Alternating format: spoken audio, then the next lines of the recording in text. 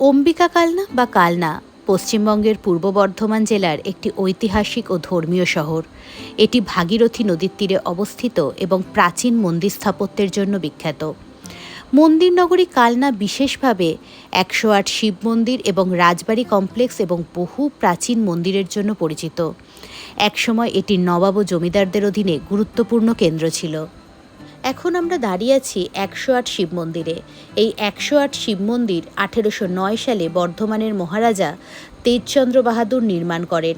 এটি বাংলার টেরাকোটা স্থাপত্যের এক অপূর্ব নিদর্শন, যেখানে ১০৮টি আটচালা মন্দির দুটি সমকেন্দ্রিক বৃত্তে সুসজ্জিত। এই মন্দিরগুলির অনন্য গঠনশৈলী পর্যটকদের আকর্ষণ করে। মন্দিরগুলি দুটি বৃত্তে সাজানো, বাইরের বৃত্তে ৭৪টি এবং ভিতরের বৃত্তে ৩৪টি মন্দির রয়েছে। প্রতিটি মন্দির আটচালা শৈলীতে নির্মিত এবং শিবলিঙ্গ দ্বারা প্রতিষ্ঠিত। বাইরের বৃত্তের মন্দিরগুলিতে সাদা শ্বেতপাথরের ও কালো কোষ্ঠী পাথরের শিবলিঙ্গ পর্যায়ক্রমে সাজানো আছে, যা শুক্লপক্ষ ও কৃষ্ণপক্ষের প্রতীক।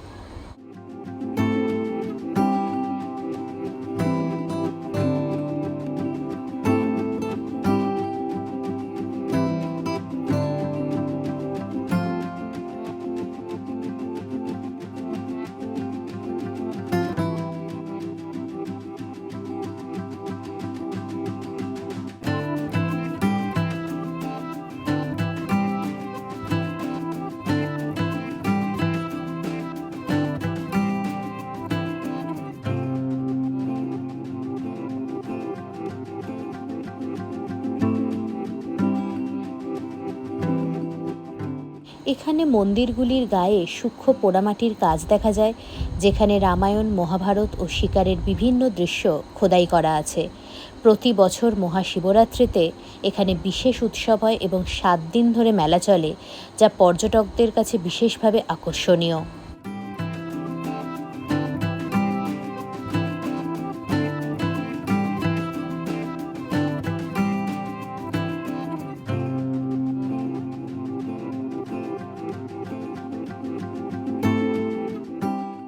ভিতরের বৃত্তে শিবলিঙ্গগুলির ঠিক এরকম মাঝখানে একটি জলাশয় রয়েছে।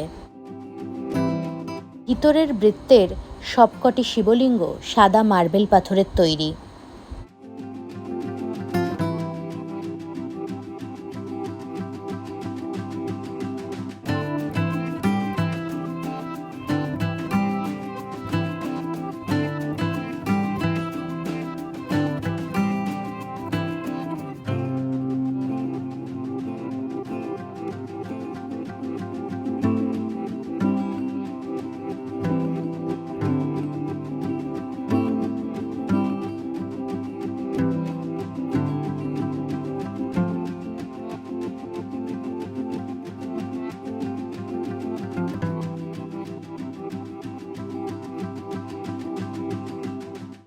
ট্রেনে গেলে হাওড়া স্টেশন থেকে কাটোয়া বা কালনা লাইনের লোকাল ট্রেন ধরে নামতে হবে অম্বিকা কালনা রেলওয়ে স্টেশনে।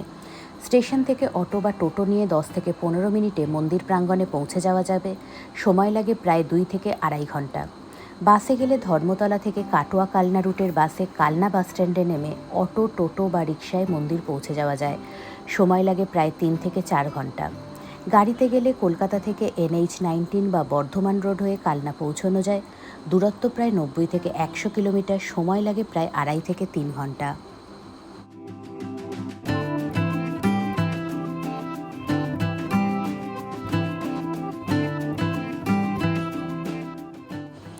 এই ১০৮ শিব মন্দিরের ঠিক উল্টো দিকেই অবস্থিত রাজবাড়ি কমপ্লেক্স। এই রাজবাড়ি কমপ্লেক্স বিভিন্ন প্রাচীন মন্দিরের জন্য বিখ্যাত।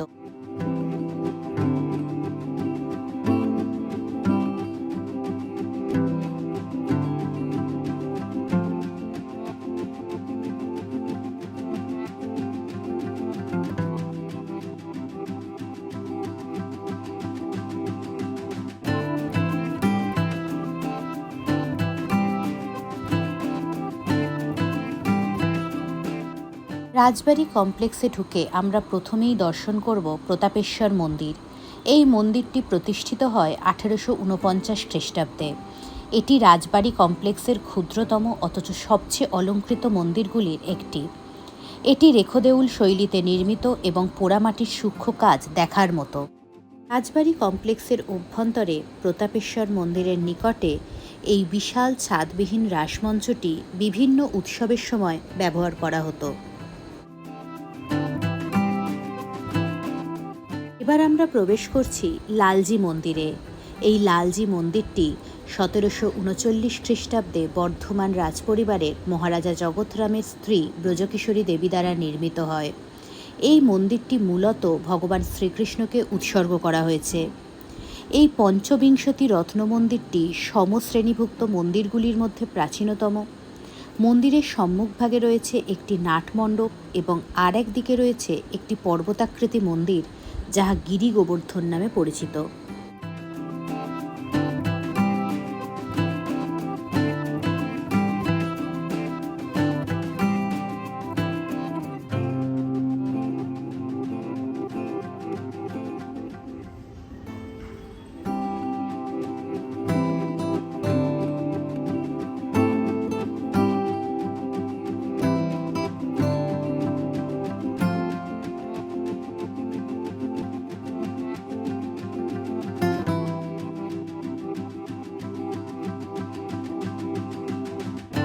অম্বিকা কালনা রাজবাড়ি চত্বরে অবস্থিত বিজয় বৈজনাথ মন্দির একটি প্রাচীন ও ঐতিহাসিক শিব মন্দির। 18 শতকে এই মন্দিরটি প্রতিষ্ঠিত হয়। এটি বাংলার প্রচলিত নবরত্ন বা আঞ্চলিক মন্দির স্থাপত্য শৈলীতে নির্মিত। মন্দিরের উপরে একাধিক চূড়া বা রত্ন রয়েছে, যা ধাপে ধাপে সাজানো।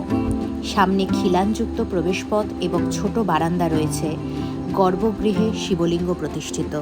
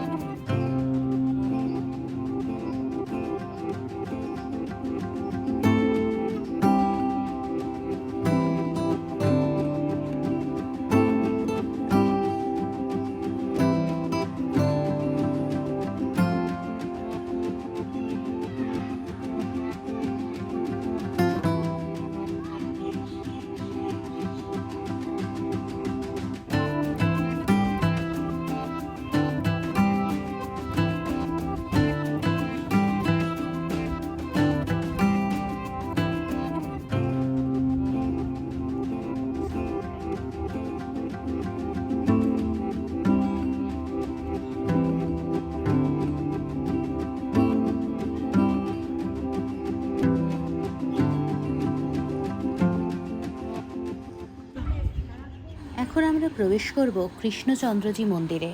রাজা ত্রিলোকচাঁদ তার মা লক্ষ্মীকুমারী দেবীর নামে এই মন্দির নির্মাণ করেন। এই মন্দিরটি প্রায় 1751 থেকে 52 খ্রিস্টাব্দে নির্মিত হয়। মন্দিরটি 25 চূড়া বিশিষ্ট, যা বাংলার মন্দির স্থাপত্যে খুবই বিরল। চূড়াগুলি ধাপে ধাপে সাজানো, 12, 8, 4 এবং 1 এই বিন্যাসে। মন্দিরের সামনে একটি ত্রিখিলানযুক্ত বারান্দা রয়েছে। মূল গর্ভগৃহের সঙ্গে একটি ছোট মণ্ডপ সংযুক্ত।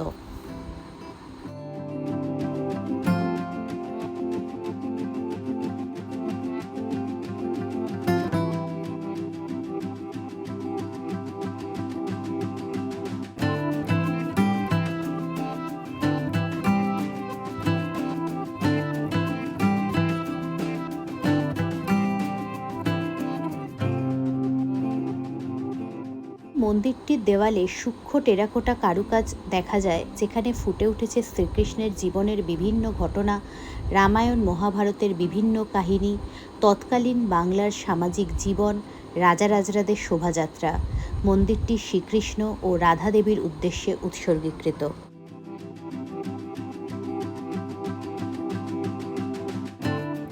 আজ আমরা মূলত ঘুরে দেখলাম কালনা অঞ্চলের 108 শিব মন্দির ও রাজবাড়ি কমপ্লেক্সের মধ্যে অবস্থিত বেশ কিছু টেরাকোটা মন্দির। এছাড়াও আশপাশে অবস্থিত জগন্নাথ বাড়ি, গোপালজিউ মন্দির, সিদ্ধেশ্বরী কালী মন্দির ও আরও কিছু দর্শনীয় স্থান দেখে নেওয়া যেতে পারে একই দিনে। তবে এই দর্শনীয় স্থানগুলি দেখার জন্য কোনো অটো বা টোটো ভাড়া করে নিলেই সবথেকে সুবিধে। তাহলে জায়গাগুলো চিনে গন্তব্যে পৌঁছতে সুবিধে হবে।